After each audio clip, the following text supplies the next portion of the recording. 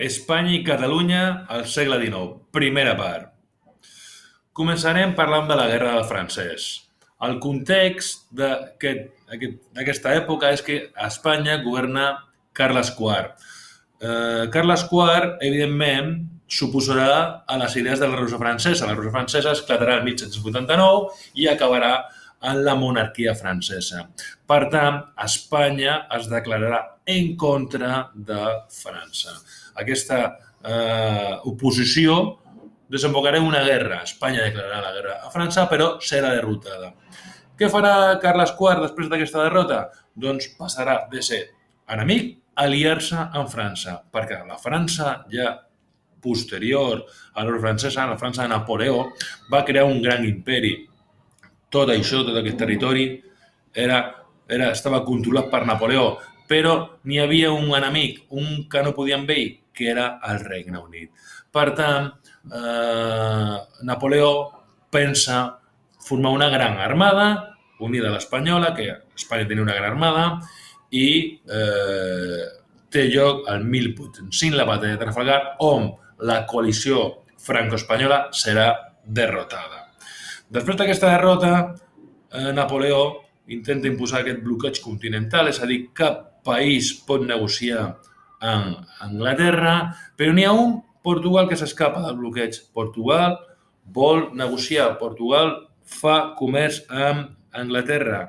Per tant, la flota anglesa podia atracar Portugal. Doncs, el 1807, el Tractat de Fontainebleau, Napoleó acorda amb Espanya, amb Carles IV, envair Portugal.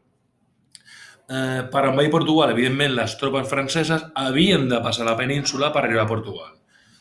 Què farà Napoleó? Aprofitant la videntesa d'anar cap a Napoleó, anirà envaint ciutats espanyoles. El 1808, el descontentament de la població farà que Ferran, fill de Carles IV, promogui el motí d'Aranjuez i provocarà l'abdicació del seu pare. Napoleó, en Río Revuelto, aprofita que la família real, doncs, el fill està en contra del pare, els crida a Baiona i allà obliga els dos a abdicar i li dona la corona d'Espanya al seu germà, a Josep Bonaparte.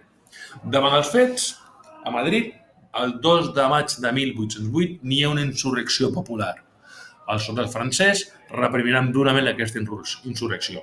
El quadre que tenia aquí al costat, el quadre de pintor Goya, doncs tenim comprovar el quadre, el genial quadre de Goya dels fusillaments del 3 de maig al Montepío, com les tropes franceses afusellen el poble de Madrid.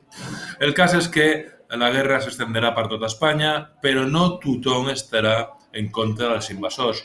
Tenim una part, els afrancesats, que seran espanyols que recolzaran a Josep Bonaparte, perquè les idees que portava Josep Bonaparte són unes idees il·lustrades, unes idees modernes, unes idees que venien de la Unió Francesa que havia trencat l'antic règim, i els patriotes, els que volien retornar a l'ordre dels Borbons de Ferran VII.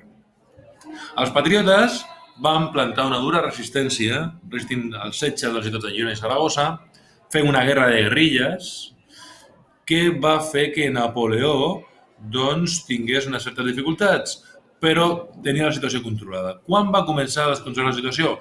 Quan l'altre front que tenia obert Napoleó a l'est, a la campanya de Rússia, doncs havia de portar més tropes cap allà. Va treure tropes d'Espanya per portar-les a Rússia davant de la guerra a Rússia, que veia que es podia perdre. De fet, la va perdre, no? El cas és que acabarà la guerra el 1813 en el Tractat de Valencé, serà el final de la guerra i el retorn a la corona de Ferran VII. Les Corts de Cadis i la Constitució de 1812. Davant l'absència de la família real durant aquest conflicte, es va provocar un buit de poder. Un buit de poder que va comportar, aquí ho tenim, un buit de poder que va fer unes juntes, que es van conformar unes juntes locals i provincials per organitzar una resistència. La Junta Central estava a Cadis, que era l'única ciutat al sud d'Espanya, no ocupada per francesos. I la majoria dels diputats d'aquestes Corts eren liberals, tenien unes idees molt modernes.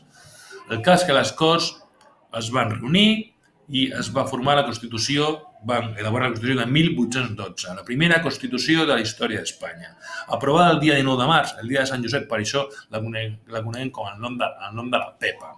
Era una Constitució molt moderna que reflectia els principis del liberalisme polític. Principis com la sobirania nacional, fixeu-vos, un principi que reconeixia que el poble era el sobirà del poble, la divisió de poders, recordem els tres poders, legislatiu, executiu i judicial, supressió de l'antirègim, imagineu-vos per un monarca com era Ferran VII, doncs una cosa, un monarca absolut, doncs una supressió de l'antirègim, l'abolició de la Inquisició, la prohibició dels gremis i la igualtat de tots els espanyols davant la llei. Estem parlant d'una qüestió liberal molt moderna en un context d'una monarquia espanyola que no era així, perquè ells eren monarques absoluts.